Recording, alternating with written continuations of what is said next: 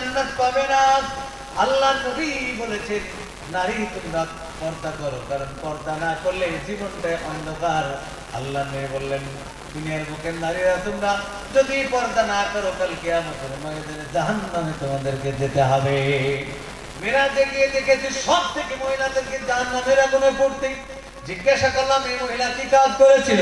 বলে যা করেছে, নামাজ করেছে, হজ করেছে, যাকাত দিয়েছে, কিন্তু এই মহিলাটা কোন সময় নিজের সাবালক সন্তানের সামনে কোনদিন মাথায় কাপড় দিত না।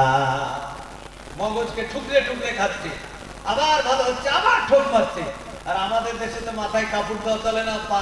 পালসার বা অ্যাপাচি বা R15 চলবা তুমি, আর মাথায় কাপড় দিবা চলবে না। ছাড়ো, গোটা এলাকা রাস্তার লোককে দেখাতে দেখাতে যাচ্ছে দায়ুস একজন নারীতে 4 জন পুরুষকে জাহান্নামে নিয়ে যাবে। হাদিসে এসেছে আল্লাহ বলবেন হে নারী তুমি জাহান্নামে যাও। নারী বলবে জাহান্নামে যাব না মাবুদ। বলে কেন গো কেন? বলে আল্লাহ আমার আব্বা ছিল, কোনদিন আমাকে নামাজের কথা বলেনি, পর্দার কথা বলেনি, অতএব আমার আব্বাকে না নিয়ে জাহান্নামে যাব না। আল্লাহ বলবে হাজির করো।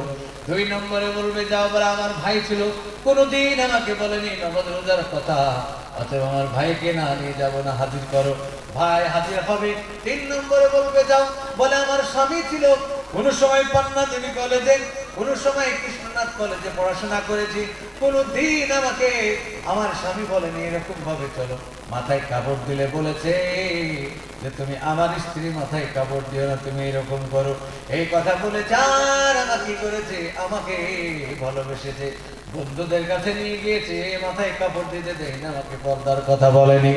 আল্লাহ বলবে হাজির করো। 3 নম্বর হয়ে গেল। 4 নম্বরে বলে কাকে? বড় বেটাকে হাজির করবে, বলবে ও তুমি